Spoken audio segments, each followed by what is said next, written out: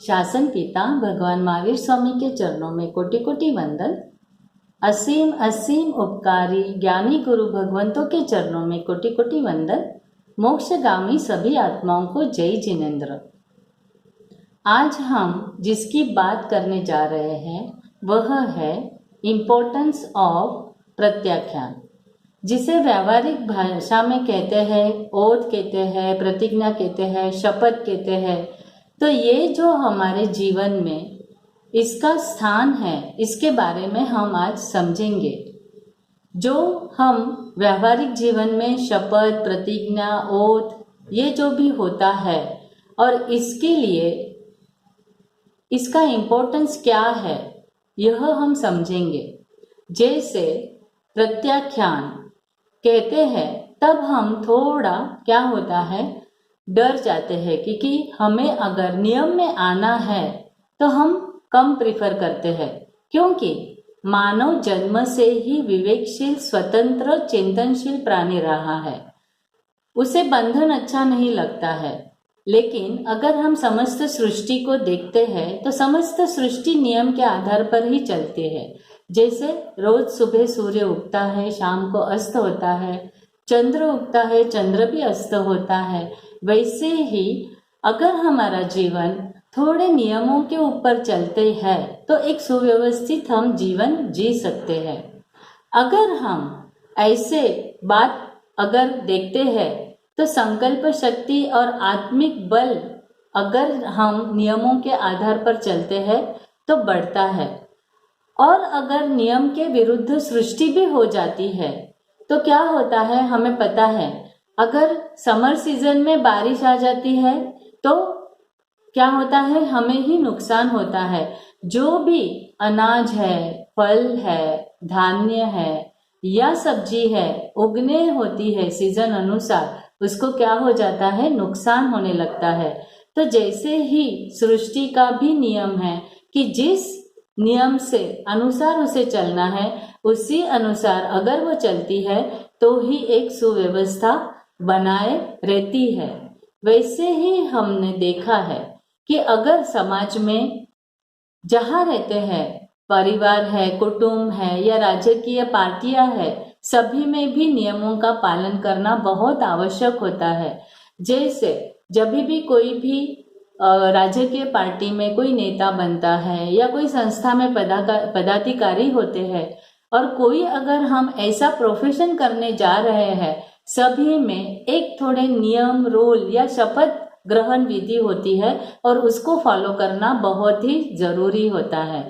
अगर हम यह नहीं करते हैं तो क्या होता है कि नियम के अंदर न रहने से बहुत सारी मुश्किलें और अव्यवस्था क्रिएट हो सकती है।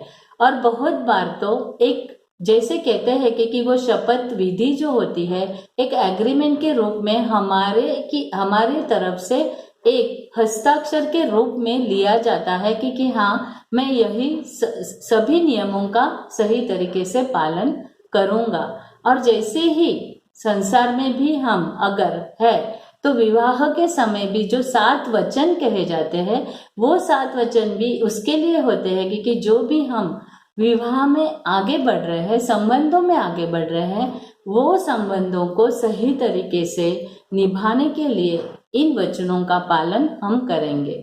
और जैसे ही संसार के यही सभी कार्य में नियम, शपथ वगैरह चीजों की प्रतिज्ञा की जरूरत होती है, वैसे ही जब भी कोई आत्मा संसार को छोड़कर दीक्षा के मार्ग पर आगे बढ़ता है तभी भी उसको प्रतिज्ञा या पचखान दिए जाते हैं करमी भंते के पाठ से। तो ये जो हम देखते हैं कि नियम लेना यानी शपथ लेने से हमारे में 4 बातें प्रकट होती है। एक तो क्या होता है, हमारी ईमानदारी यानी जस्टिस, हम उसके लिए जस्टिस जैसा उसको देना है वह दे सकते हैं। हमारी योग्यता बनती है, दृढ़ता बनती है और एक हार्दिक जो संवेदना होती है वो संवेदना भी हमारे मन में उसके लिए क्रिएट होती है। और हमें लगता है कि अब मैंने ये कमिटमेंट लिया है तो इस कमिटमेंट को मुझे अच्छी तरीके से क्या करना है, फॉलो करना है। लेकिन इस मॉडर्न युग में जब भी जितने भी यंगस्टर्स होते हैं वह उनका एटीट्यूड ऐसा होता है कि क्या नियम लेना जरूरी है क्या? हमने एक बार तय कर दिया है कि हम ये चीज नहीं करेंगे या हमारे लिए ये ठीक नहीं है, तो नियमों की क्या आवश्यकता है? पचखान क्यों लेने हैं? संकल्प क्यों करने हैं? और ये जरूरी है क्या? लेकिन भगवान कहते हैं अगर हम संकल्प या पचखान या प्रत्याख्यान में नहीं होते हैं तो हमारा मन बहुत ही क्या है, चंचल है। और चंचल मन हमारे से क्या करवाता है? अगर हमने तय किया है कि आज मुझे उपवास करना है और सुबह से मैंने तय तो कर लिया है, 12 बजे तक मेरा संकल्प दृढ़ है, लेकिन मैंने अभी तक पचखान नहीं लिए हैं और ऐसी कोई घटना, किसी का इनविटेशन आ जाता है, किसी के यहाँ फंक्शन है या किसी की बर्थडे पार्टी है, किसी ने ऐसे ही पार्टी रखी है, तो हमारा मन क्या हो जाता है? हमने पचखान नहीं लिए है तो हमारे मन में आता है कि मैंने तय किया था, संकल्प लिया था, लेकिन अभी तक मैंने उसका त्याग नहीं किया, यानी पचखान नहीं लिया है। तो क्या होता है? हमारा मन फिर से क्या हो जाता है, चेंज हो जाता है और हम कहते हैं ओके आज नहीं कल कर लेंगे। तो ऐसे ही अगर हम पचखान में नहीं आते हैं तो हमारा वो संकल्प दृढ़ संकल्प न बनकर क्या होता है, हम तुरंत ही उससे मुक्त हो जाते हैं और जो हमें नहीं करना, जो तय किया था वो हम वहां तक नहीं पहुंच सकते हैं। तो ये जो चंचलता होती है जब तक हम नियम में यानी पचखान या प्रत्याख्यान में नहीं आते हैं, और अगर जीवन में हमें हमारी दृढ़ता, विश्वसनीयता, साहस, स्थिरता ये बढ़ानी है, मनोबल को बढ़ाना है, तो नियम और प्रत्याख्यान लेना बहुत ही जरूरी है। तो इसके लिए अगर हमें प्रश्न आता है कि पचखान क्यों लेने हैं, अगर मुझे वो मैं करती ही नहीं हूँ, वो पाप मुझे करना ही नहीं है, तो क्या पचखान लेने जरूरी है? तो भगवान कहते हैं कि हाँ जरूरी है, क्योंकि आप अगर पचखान नहीं लेते हैं और समस्त सृष्टि में जो वो पाप क्रिया होती रहती है उसका पाप आपको भी लगता है। और अगर उदाहरण के रूप में हमें देखना है कि अगर मेरे पास 2-3 मकान हैं, लेकिन एक मकान में मैं रहती हूँ और दूसरे 2-3 मकान खाली है, उसमें कोई रहता नहीं है, लेकिन फिर भी मुझे उस मकान का, लाइट का, पानी का, मेंटेनेंस का सभी बिल भरने ही पड़ते हैं, क्योंकि वह मकान मेरे नाम से है। ऐसे ही पूर्व भव में हमने अनंता बार अनेक जगह पे जन्म लिया है, अनेक जाति में जन्म लिया है, तो अनेक योनि में जन्म लेकर हमने जो पूर्व में पाप कार्य क्रिया कर कर्मबंध किए हैं उसका आश्रय अभी तक चालू रहने से हमें वो पाप कार्य क्रिया लगती ही रहती है। तो जैसे कहते हैं कि अब हम इस मनुष्य भाव में, और हमें जो शासन मिला है, जिन शासन से हमें पता चला है कि जो अननेसेसरी चीजें हैं, जो मेरे से होने वाली नहीं है, और ऐसी चीजें जिस कार्य को करने से मेरे अशुभ कर्म बंध ज्यादा होने वाले हैं, उसको मुझे क्या करना है, त्यागना है, और ऐसे आश्रयों से बचना है जो मैं करती ही नहीं है। और उसके लिए एक ही सॉल्यूशन है और वह है प्रत्याख्यान। प्रत्याख्यान यानी हमारे जीवन में ब्रेक का काम करता है। ब्रेक यानी क्या? अननेसेसरी ऐसे आश्रयों से बचना, पापों से बचना, अशुभ कर्म से बचना। तो बहुत बार क्या होता है, अगर हम प्रत्याख्यान में नहीं है तो सहजता से हमारे ओर से ऐसी पापकारी क्रिया होती ही रहती है, और ये जागरूकता आती नहीं है कि ये मैं क्यों करती हूँ, जो चीजें जरूरी नहीं है। तो अगर हम पचखान में आ जाते हैं, प्रत्याख्यान में आ जाते हैं, तो ऐसे अशुभ पाप क्रियाओं पर ब्रेक लगती है। हमें पता है कि हमारे पास जो भी व्हीकल है उसमें अगर ब्रेक है तो ही हम वो व्हीकल चलाते हैं, क्योंकि हमें पता है ब्रेक जो है वो हमें क्या बचाएगा, एक्सीडेंट से बचाएगा, दुर्घटनाओं से बचाएगा। ऐसे ही प्रत्याख्यान भी हमें अनेक हमारे जीवन में आने वाली दुर्घटनाओं से बचाता है। हमें पता भी है बहुत बार अगर हम पचखान लेते हैं तो हम कितने सारे ऐसे अगर नहीं होते तो हमें कितना नुकसान होने वाला होता है, और हमें जब पता चलता है कि हम पचखान में थे, इसीलिए इससे हम बच गए। तो ये सारी जो चीजें हैं, इसीलिए हमें अगर त्याग और वैराग्य के मार्ग में आगे बढ़ना है, परम पद तक पहुंचना है, तो प्रत्याख्यान एक ही अवलंबन ऐसा है जिससे हम वहां तक पहुंच सकते हैं। तो ये हमने देखा कि कोई भी अगर व्यावहारिक जीवन में भी कोई भी पद पे है, कोई संस्था की जिम्मेदारी ली है, कोई राजकीय नेता है, उनको भी अपने पार्टी के लिए उनके नियमों का पालन करना बहुत जरूरी होता है। वैसे ही हमें हमारी आत्मा का उत्थान करना है, तो उसके लिए पचखान बहुत जरूरी है। पचखान के कारण हम ऐसे ही अशुभ पाप क्रियाओं से बचते हैं, और शुभ में उसका क्या हो जाता है, संक्रमण होने से हमारा जो भी दुर्गति के आयुष्य होते हैं या गति होती है वो कम होती है, और सद्गति ज्यादा हम पा सकते हैं। तो ये पचखान के बारे में अगर हमें बहुत बार ऐसे लगता है कि कोई लोग पचखान का मजाक भी उड़ाते हैं, जो कहते हैं कि पचखान नियम लेने से क्या होता है। कभी हम जाते हैं, अगर उपास से जाते हैं, साधु संतों के पास जाते हैं, दर्शन करने जाते हैं, तो उनके महत्व को समझकर वो हमें प्रेरित करते हैं कि आप भी पचखान लेने चाहिए, और हमें तब तक नहीं उसका इम्पोर्टेंस पता चलता है, तो हम थोड़ा मजाक भी उड़ाते हैं।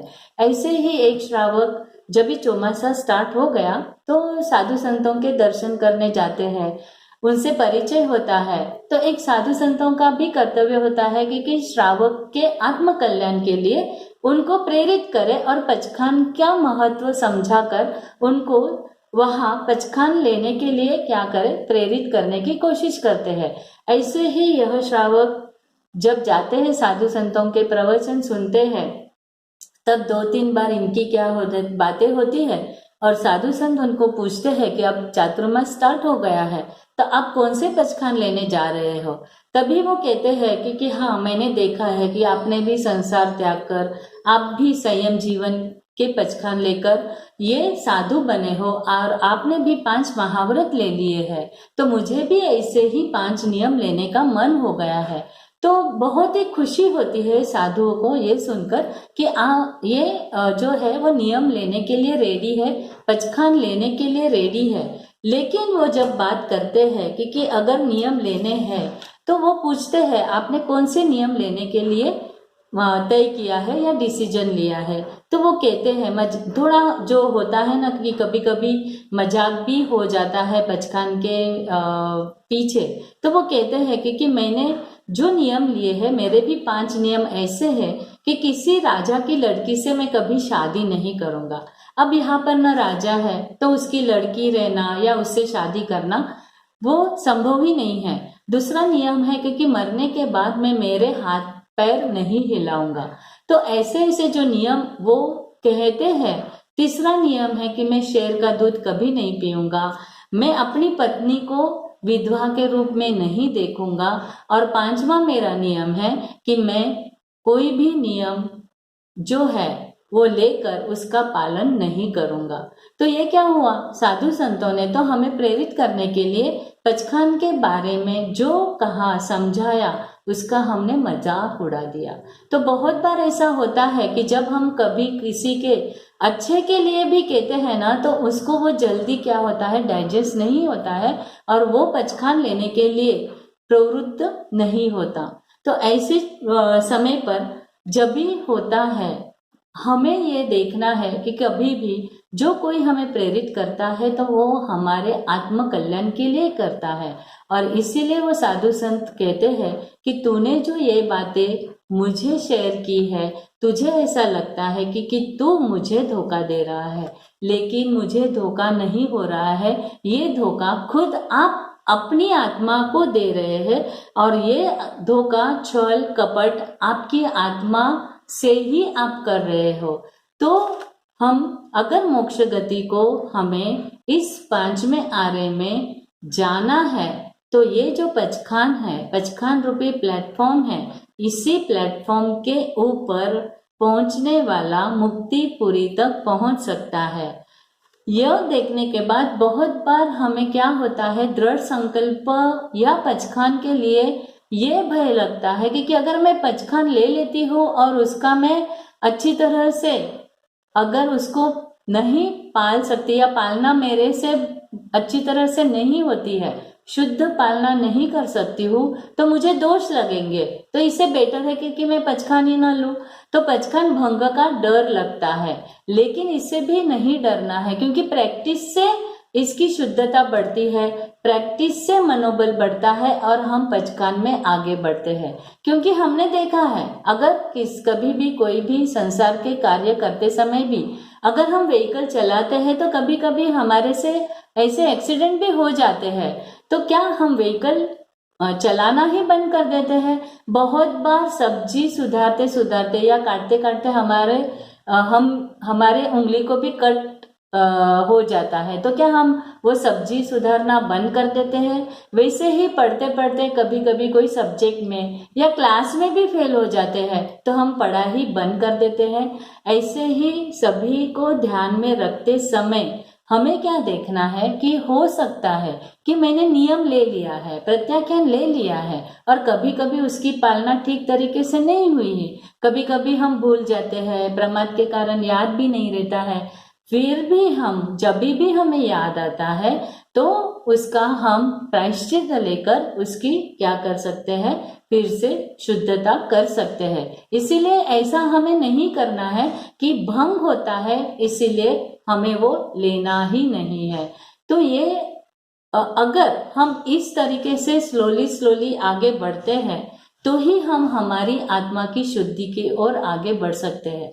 अब हमें क्वेश्चन होता है, जब भी व्रत नियम के पचखान लेने होते हैं तभी हमारे मन में ये क्वेश्चन आता है कि जो चीजें मैं नहीं करने वाली हूँ उसके पचखान लेना क्या जरूरी है? लेकिन हाँ, जैसे कहा गया है कि हमारे पास अगर हमारे स्वामित्व यानी मेरे नाम का जितना भी है वो सभी की क्रियाएं मुझे लगती है क्योंकि वो मेरे नाम पर है। फिर वो कोई भी रहने दो, जगह रहने दो, दुकान रहने दो, घर रहने दो, व्हीकल रहने दो, जितनी भी चीजें मेरे नाम की है वो ही अगर उसकी जितनी क्रिया होती है वो सभी क्रिया का पाप मुझे लगता है। जैसे हम अगर हमारे घर की विंडो को खुली रखती है और जोर से अगर हवा आती है तो वो विंडो की जो जोर से हवा आती है और अंदर हमारे घर में मिट्टी आ जाती है, धूल आ जाती है और हमारा घर क्या हो जाता है, गंदा होता है। वैसे ही जो हम अगर पचखान और नियम में नहीं रहते हैं तो पूरी सृष्टि में जितनी भी अशुभ क्रियाएं चल रही है वो सभी अशुभ क्रियाओं का हमें आश्रव रूपी पाप लगता है। और इसीलिए भगवान कहते हैं कि हमें देखना है कि इसका इम्पोर्टेंट क्या है। जैसे कहते हैं कि तीर्थंकर भी जब दीक्षा लेते हैं तब देव भी उनको नमन करते हैं, नमस्कार करते हैं, बिकॉज ऑफ वो जो त्याग के मार्ग पर आगे बढ़ रहे हैं उसके लिए उनके मन में अहभाव आ जाता है और वो जो प्रत्याख्यान लेते हैं और साधु जो अपनाते हैं अपने नियम और पचखान को, उसके बाद देवता भी उनको नमस्कार करते हैं। कहा जाता है कि चक्रवर्ती के पास अगर कोई सेवक उनकी सेवा, उनकी आज्ञा का पालन करता है और वही सेवक अगर उसने दीक्षा ले ली है तो वो ही चक्रवर्ती को उसी जो साधु बने हैं दीक्षा लेने के बाद उसके चरण में झुकना ही पड़ता है। तो ये जो मार्ग है प्रतिज्ञा का, पचखान का, ये त्याग का मार्ग है और त्याग के मार्ग पर आगे बढ़ते बढ़ते ही हम हमारी आत्मा की शुद्धि की ओर ऐसे ही आगे बढ़ सकते हैं। जैसे कहा जाता है कि जो चीजें हमारे पास हमारे नाम की है वो सभी चीजों का टैक्स हमें देना ही पड़ता है। तो ये जो टैक्स देना है तो आध्यात्मिक क्षेत्र में इसी स्वामित्व को आसक्ति कहा गया है। और अगर हम एक एक ऐसे स्वामित्व से नहीं छूटते हैं, नहीं बचते हैं, तो अंतिम समय मृत्यु के समय जब हमें इस गति से निकलकर सदगति में जाना है और यहाँ की आसक्ति को हम नहीं छोड़ पाते हैं तो ये सब हमें अगले भाव में भी हमारे साथ में ही रहता है। बिकॉज ऑफ हमने वो द्वार बंद नहीं किए हैं, पचखान रूपी प्रतिज्ञा हमने नहीं ली है, इसीलिए ये सभी क्रियाएं लगती रहती है और इसी से ही हमारे भाव बढ़ते जाते हैं। लेकिन हमें हमारे भाव कम कर कर मुक्ति की ओर आगे बढ़ना है, परम पद की ओर आगे बढ़ना है, तो हमें प्रत्याख्यान की प्रैक्टिस चालू करनी बहुत जरूरी है। और इसी प्रैक्टिस से त्याग की भावना, वैराग्य की भावना बढ़ती है और एक दिन हमें भी संसार छोड़कर दीक्षा लेने का मन होता है और यही दीक्षा की प्रैक्टिस हमें परम पद तक ले जाती है। तो ये जो पचखान होते हैं, हमें दृढ़ता से एकदम संकल्प पूर्वक इरादे से जो लिया जाता है उसमें सकाम निर्जरा होती है। हम कहते हैं ना कि ओके, हमने प्रत्याख्यान नहीं लिए हैं और हम वो करते भी नहीं है पाप, तो वो सब अकाम निर्जरा है, उसमें पुण्य तो मिलता है, ओके हम पाप क्रिया से बच तो रहे हैं, लेकिन जो सकाम निर्जरा होनी है, जो हमारे अशुभ कर्म डिलीट होने हैं, वो डिलीट नहीं होते हैं और उसमें टाइम लगता है। और स्लोली, जो कहते हैं ना पैसेंजर ट्रेन पहुंचती तो उसी डेस्टिनेशन पे है, लेकिन अगर एक्सप्रेस में बैठते हैं तो हम जल्दी पहुंच जाते हैं। तो पचखान रूपी एक्सप्रेस ट्रेन हमें मुक्तिपुरी की ओर, परम पद की ओर जल्दी ले जाने में सहायक बनती है। तो इसी पचखान को, इसके महत्व को समझकर हमें हमारे लाइफ में छोटे छोटे पचखान में प्रवेश कर फिर बाद में बड़े बड़े, फिर हमें आत्मविश्वास आने लगता है, अरे ये तो मैं करती हूँ नहीं है, किया ही नहीं है और होना ही नहीं है, तो क्यों मुझे ये आश्रम खुले रखने हैं। तो इसके लिए हम ऐसे ही हमारे आत्मा को संस्कारित करने के लिए पचखान हमें छोटे छोटे लेते रहना है और छोटे छोटे पचखान लेते लेते प्रैक्टिस करते करते आगे बढ़कर, इसके लिए कि हमें ये सभी संसार की मोह माया से, आसक्ति से छूटना है और आसक्ति से जब तक नहीं छूटते हैं तब तक हमारी आत्मा इस संसार के सभी जितने भी राग द्वेष है, ये सभी में क्या होते हैं, इसमें ही हम उलझे रहते हैं और जल्दी बाहर नहीं निकलते हैं। तो इसी बात का ध्यान रखते हुए अगर 14 राजलोक में जितने भी पापों का जो वर्षा होती रहती है, अगर हम हमारे आत्मा की विंडो को खुली रखते हैं तो वही वर्षा का पानी हमारे अंदर आता ही रहता है और यही संसार रूपी समुद्र में हम डूब सकते हैं। लेकिन पचखान रूपी जो ब्रेक होता है, इसी ब्रेक से हम संसार रूपी समुद्र को पार कर क्या हो सकता है, ये निकलकर इससे हम परम पद तक पहुंच सकते हैं। और इसलिए हमें ध्यान में रखना है, इसका इम्पोर्टेंस बताते हुए भगवान कहते हैं कि प्रत्याख्यान जीवन की पहली शिक्षा है, गुरु मंत्र रूपी छोटी दीक्षा भी है। प्रत्याख्यान जीवन की होने वाली कड़ी परीक्षा भी है।